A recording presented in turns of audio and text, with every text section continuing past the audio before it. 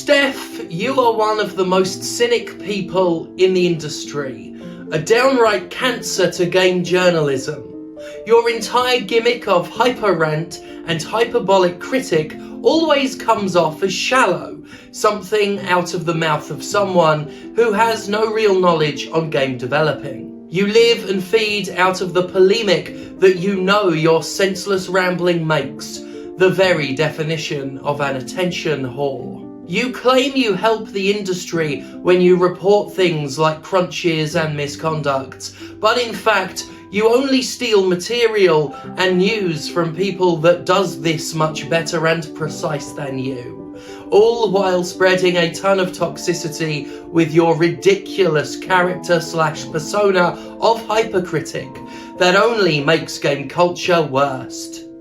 You were told innumerous times how much of a horrible job you do. You've been through a ton of polemics, yet you never learn just what the hell is wrong with you. Can you just stop? Stop this ridiculous character of yours. So damn embarrassing. So fuck harmful. Just quit. Your career has become an absolute joke.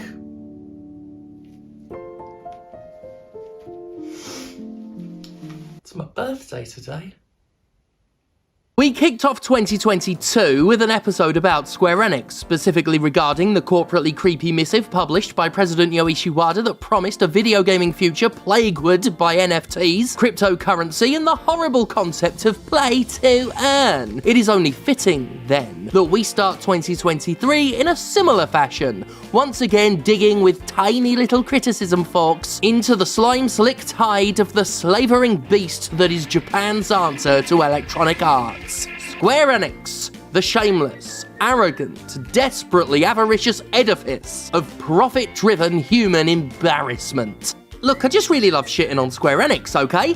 It's fun, it's deserved, and I'll never stop demanding we hold this wretched den of iniquity to the same fire we hold for such companies as the aforementioned Electronic Arts, Warner Brothers, Ubisoft, and Activision Blizzard. Well, in fairness, we should be holding those last two to an even bigger fire, what with, you know, all the abuse and sexual misconduct, but I've been told people get really turned off by me daring to remind them of that, so I promise I'll never bring it up ever again. Anyway, Square Enix is horrifically shit. Maybe not as shit as the abuse and sexual misconduct at Ubisoft and Activision Blizzard. Last year was a bumper year for the company, embracing the loathsome NFTs, going all in on crypto scams and metaverse wankery, selling off huge properties like Tomb Raider and Deus Ex to invest in capitalism's ultimate magic beans, releasing the hilariously failed live service that was Babylon's Fall, attempting to exploit children with a microtransaction stuffed Chocobo GP, and neglecting to remove a fucking watermark on a picture in Final Fantasy Crisis Core Reunion. LOL.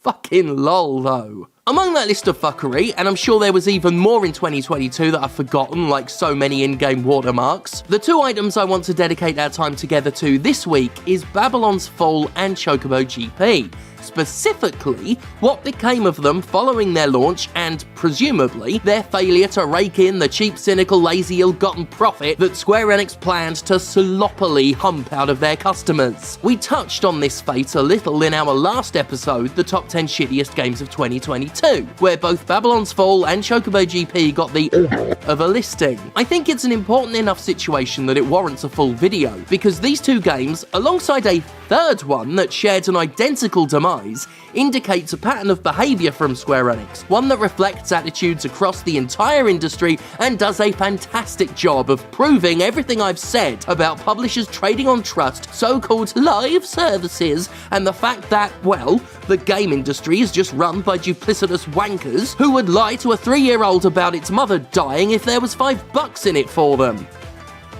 Not that it isn't fun to tell a 3-year-old that their mum died in a nightmarish car collision that took her head clean off, and when the paramedics picked it up where its skull had dented on the curb, she was still alive just long enough to croak, "Tell little Lucy I didn't really love her," but some of us do it for the love of the game, not cold naked profiteering. Anyway, speaking of things being fucking killed, that's exactly what happened to Babylon's Fall, Chocobo GP, and Final Fantasy VII The First Soldier. each one unceremoniously placed on the chopping block by Square Enix after only a short time, and more crucially, after each one was positioned to regularly take money from their customers under the promise of a long-term user experience worth the investment. So, Final Fantasy VII The First Soldier. Heard of it?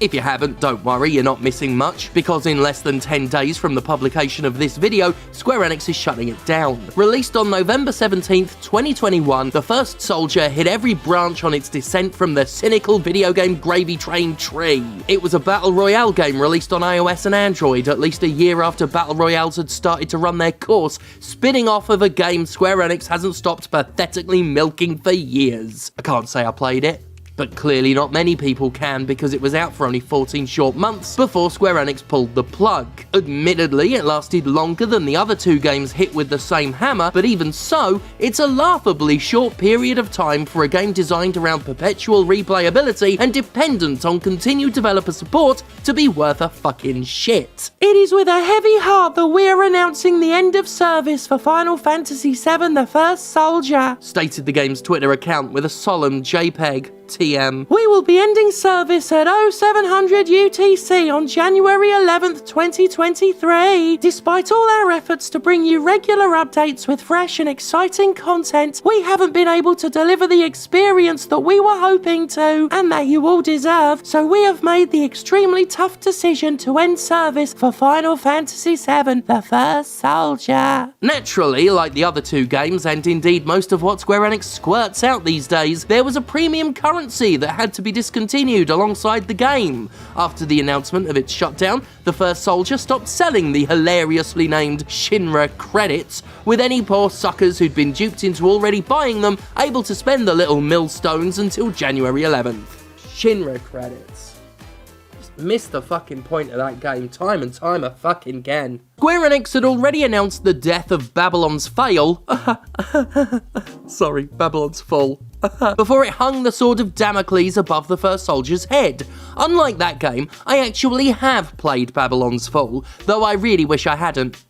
Actually, that's a lie, I told just to have a nasty little dig at the game. In truth, I am glad I played Babylon's Fall, because when my toilet's pipes burst a few weeks later, I could comfortably say it wasn't the biggest load of fucking shit I'd had to deal with. It's a bad game is what I'm saying. In fact, if you presented me a finger painting you'd made with your own cum depicting Queen Elizabeth II's vagina, as you imagine it looks right now, I guarantee you it would be less ugly than Babylon's Fall. It's a squalid little game, a so-called live service in which Platinum Games truly sold its soul. It's like if Bayonetta was designed by Queen Elizabeth II, as she exists right now.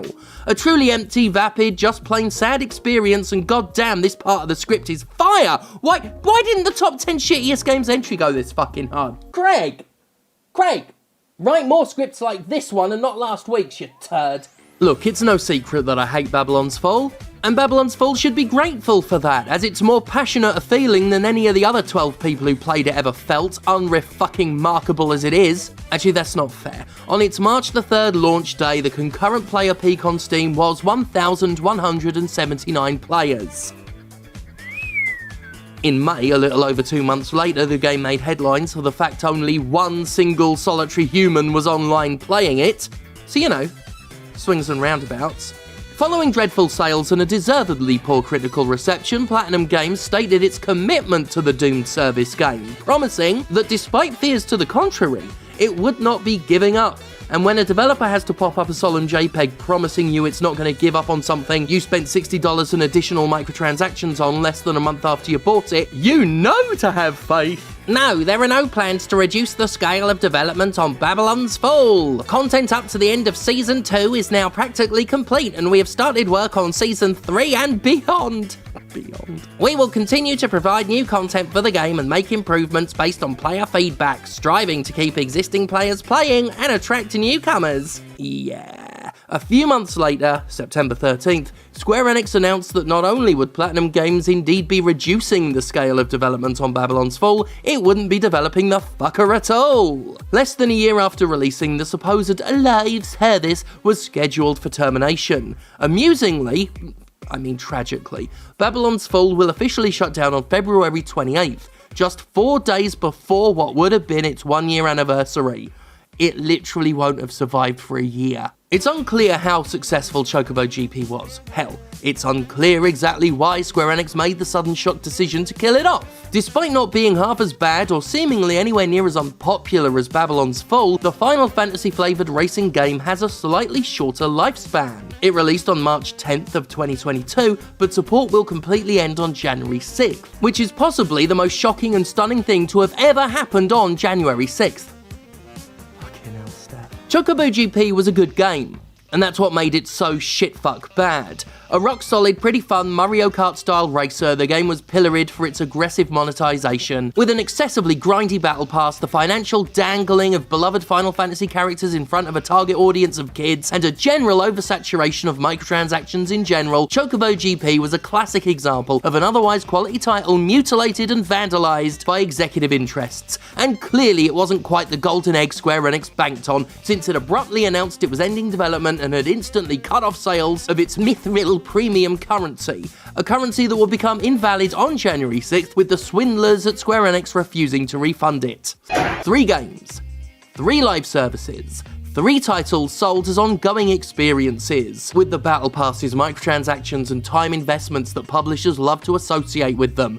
3 gorgeous examples of how the very concept of the live service is fucking bullshit, all provided by Square Enix in a single year. Now, we've known for a while that the very concept of the live service is, for most companies, a naive pipe dream at best and an outright fucking deception at worst. Even the most successful variations of the concept fall massively short of the absurd promise most often made for them, that they'll be supported by the developer for years and years and years. It's a ridiculous ambition that only a fucking moron would sincerely promise up front. You can't plan to support a game for a decade when you don't even know it'll be successful enough for the publisher to continue investing in its continued existence, or if it'll conversely be so successful the publisher wants a sequel in 12 months' time. You don't even know if yourself as a studio will be here in 10 years, or indeed 10 days with the way this industry goes. Truly long-lived games like, say, World of Warcraft are lightning in a bottle. They've lasted so long due to an incredibly rare blend of commercial success, mainstream penetration, fortuitous timing, being from a completely different fucking era of game publishing, and actually setting the standard for a product rather than desperately jumping on board a bandwagon.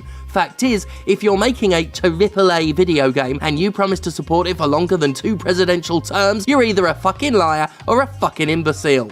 We all saw what happened with Anthem, a game that remains the gold standard for high-profile live service failures, a game that promised a 10-year lifespan, had a shitty fucking launch, and saw its developers working on fixing all the shit that was broken instead of actually providing the promised new content. Despite its legendary status, it was but one of so many games that launched with a roadmap of proposed content updates and had a horrible track record of actually completing the bloody thing. The problem is, everyone believed Ubisoft when it published that notorious graphic representation of the live service business model several years ago. Thick-skulled, short-sighted, tiny-brained executive troglodytes saw that little cycle representing infinite money and thought no further than that, because they're all of them, fucking dickheads. Without exception, mainstream video game executives are fucking dickheads, and they did what dickheads always do: dickheaded things. In the most dick-headed way possible. They wanted a fiscal perpetual motion machine, something that just generates income passively like a fucking drink stand in theme park. God, I miss that game. But games take hard work and hard fucking cash to maintain, and they need a player base with the time, money and interest to dedicate to them. I said years ago, that the en masse gold rush toward live services was short-sighted stupidity that banked on an infinite player base with infinite spare time to generate the infinite money publishers felt entitled to, and I was right. Like usual, because I'm the Cassandra of video games. There was always only finite room for a few big titles to survive, but I tell you what is infinite: the graveyard that most of these fucking games inevitably find themselves consigned to. The moral of the story is this: video game publishers have no morals. That's the moral of most of my stories, to be honest. but it's true. These companies will lie to your face. They lie about little things, like having no plans to announce a game they plan to announce mere hours later. They lie about big things, like corporate leadership having no idea so many workers were being sexually harassed by corporate leadership. They absolutely lie when they claim they're committed to continually supporting a live service. They're only committed to doing what makes them money in the moment, and the second a game stops doing that, or even just fails to make as much money as they ravenously crave, their stated commitment will go in the fucking bin along with the game and everything you poured into it as a player. Now, I've gone on long enough because the ADHD meds kicked in real fucking hard. It's almost 10 to 4 in the morning at the moment, so I'm gonna prize myself off the typewriter now, but just don't fucking trust these games, folks. Don't trust them when they say it's worth your intellectual and financial investment, because it just isn't. And certainly never, ever trust Square Enix. They pulled this stunt not once, not twice, but 3 times in a single year, just duping suckers and running with the money. God damn. Fuck Square Enix. Lobster! Phoenix got it for me for my birthday because we went to an aquarium. There's something funnier I can do with a lobster. I've got quite a realistic lobster. There's got to be something funny I can do with that. Build a little ring and get it into a fight with the Fantasy Miniature Commander Sterling. Yeah, you're right, I should fuck it. I mean, whatever it was you said.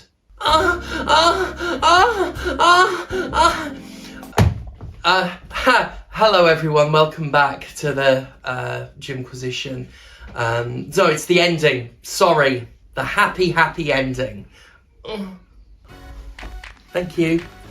Right. I'm not sure you're sure you can be trusted with that lobster, but... Happy New Year, which is just something we say now, really.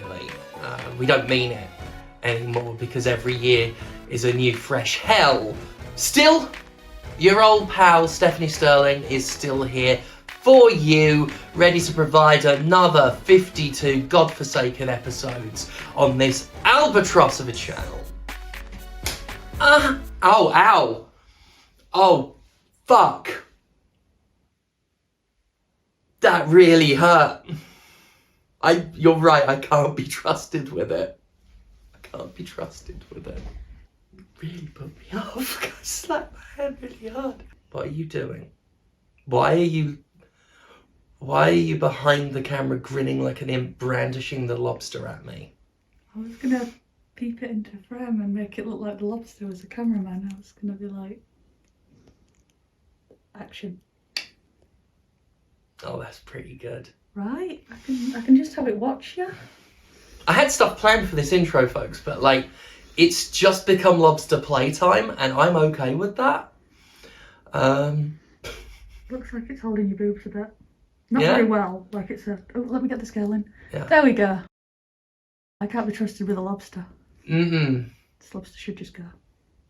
And there'll be more from Archie Spank Garibaldi, the singing lobster, next week. Maybe he'll sing, he won't. Thank you once again for enjoying, if you did, an episode of the Gymquisition, and if you didn't enjoy it, fuck off.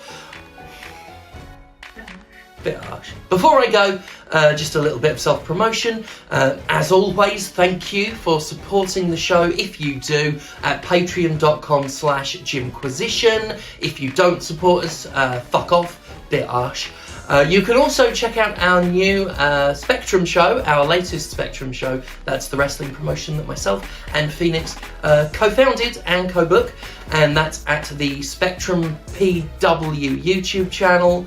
Spectrum PW on YouTube. Other confirmed wrestling dates: January 14th in Leeds, True Grit. January 28th in Sheffield, True Grit. February 5th, Manchester, Sovereign Pro. March 17th/18th, PCW in Blackpool. I will be taking part in their first ever Women's Road to Glory tournament. Those are the confirmed dates. We will have others coming up, including another Spectrum show, but I will leave you now because my voice has gotten very croaky. Probably because I spunked myself dry humping that lobster. Thank God for me.